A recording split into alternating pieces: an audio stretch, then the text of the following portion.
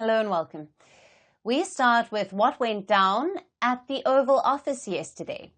Once seen as a soft power stage, today it is where world leaders seem to be sweating in gold chairs. One wrong answer and you are a headline bait. 1 minute you are posing for the cameras, the next you're fending off accusations or watching a propaganda video. That's what South African President Cyril Ramaphosa walked into yesterday.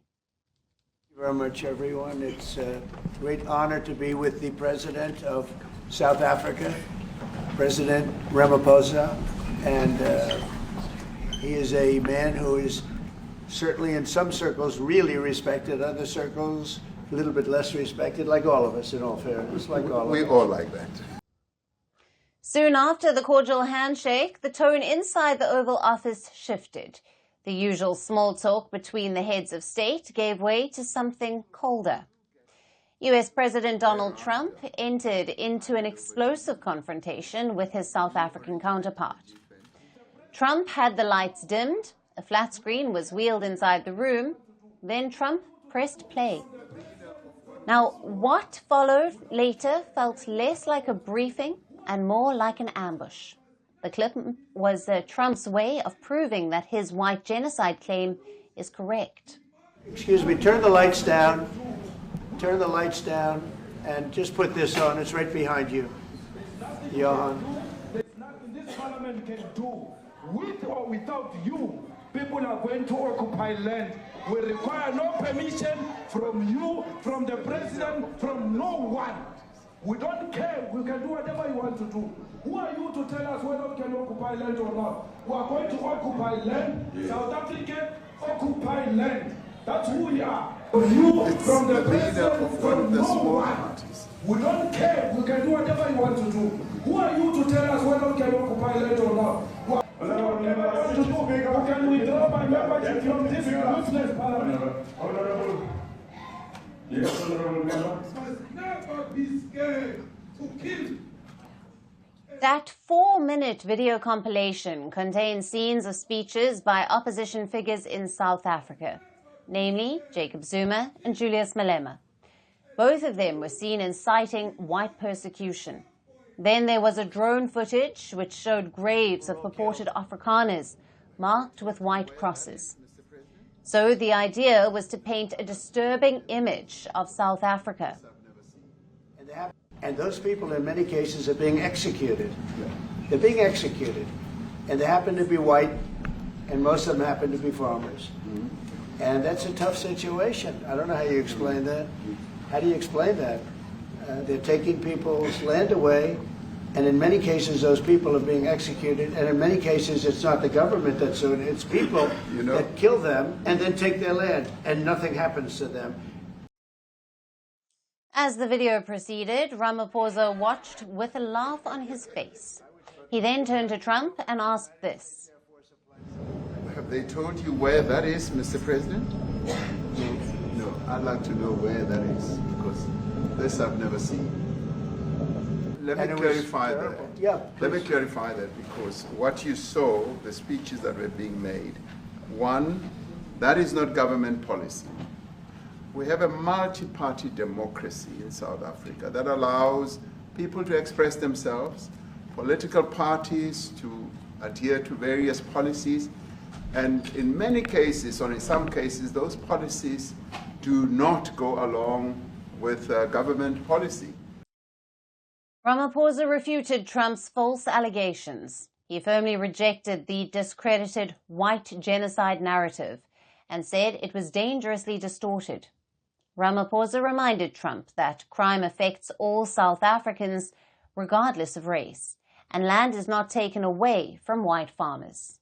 Our government policy is completely against what he was saying, even in the parliament.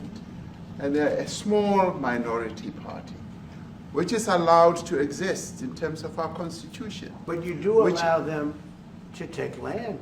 No. You do allow them to take land. Nobody can take land. And then when they take the land, they kill the white farmer. And when they kill the white farmer, nothing happens to them. Trump didn't stop at the video. Now, he next pulled out a stack of newspaper cuttings which showed recent killings in South Africa. I don't know. Look, these are articles over the last few days. Death of people. Death. Horrible death. Death. I don't know. Funnily enough, one of the news clippings that Trump produced featured a photo of the DRC. The white genocide has been largely discredited.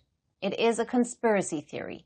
There's no proof of racially motivated killings in South Africa, and experts have widely debunked it. But Trump stayed unconvinced.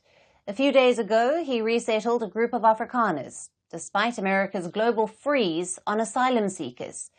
When a reporter asked him what would it take for him to be convinced, then Ramaphosa took over. What would it take for you to be convinced that there's no white genocide in South Africa? Well, I can answer that for the president. It's for him. No, seriously. I'd rather have him answer. Yeah, I'd rather answer that. It will be. Our president will respond to you. Yeah, let me. Thank you, Mr. President. It will take President Trump listening to the voices of South Africans, some of whom are his good friends, like those who are here. When we have talks between us on around a quiet table, it will take President Trump to listen to them. So the meeting that was meant to build bridges, focus on trade and repair tattered ties ended up in Trump fueling a very dangerous propaganda that South Africa was in the grip of a secret genocide against the white minority. Yet Ramaphosa stayed calm. He walked on eggshells and didn't lose his composure. He might have dodged the mistake that Zelensky committed during his February trip. He didn't raise his voice or allow the room to spiral into chaos.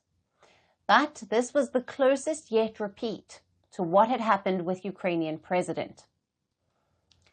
Now, for more on this, we have with us Pumlani Maji, who is an author and political analyst, joining us live from Johannesburg. Thank you for being with us. Great to be here. Thanks for the invitation again. Pumlani, how significant was President Trump's decision to raise the issue of white genocide and land seizures in South Africa during that formal diplomatic meeting? And what does it suggest about the influence of domestic U.S. media narratives on foreign policy?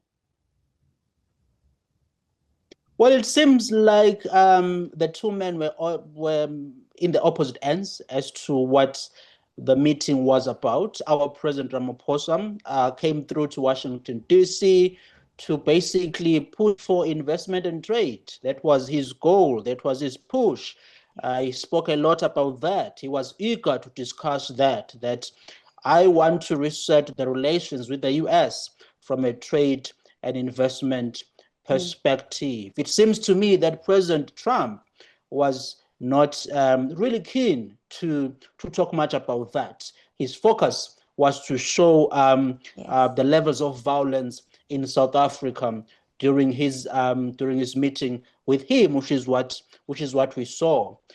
It seems like Mr. Trump, for me, I don't think Mr. Trump was really keen to focus on the issues of trade, and that is why we even saw the fact that there was no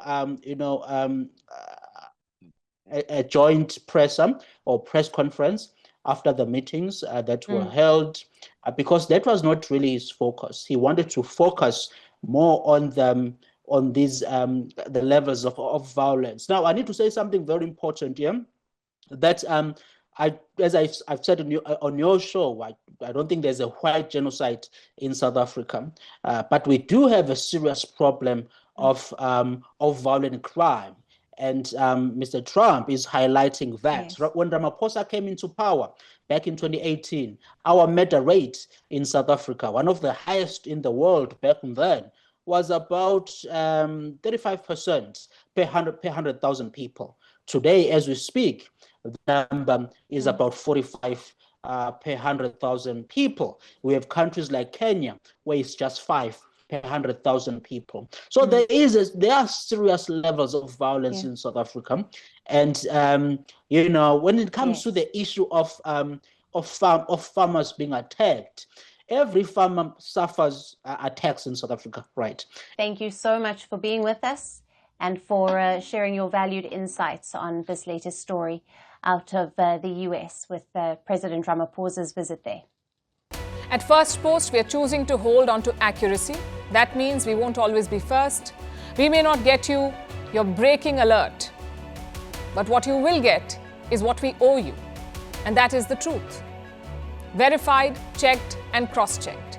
We rely on sources and verified ones. After all, that's what separates a journalist from a loudspeaker. But sometimes even we miss a beat, and when we do, we will tell you. We ran visuals from a registered news agency. That visual turned out to be fake, so we are taking accountability. And from now on, we will cite the source of every visual, every picture, every video that you see on Firstpost will have a source mentioned. That is our commitment to you. We will wait, we will verify, we will ask again, and only then will we tell you. No noise, no panic, just the facts. Because right now, that is what the country needs most.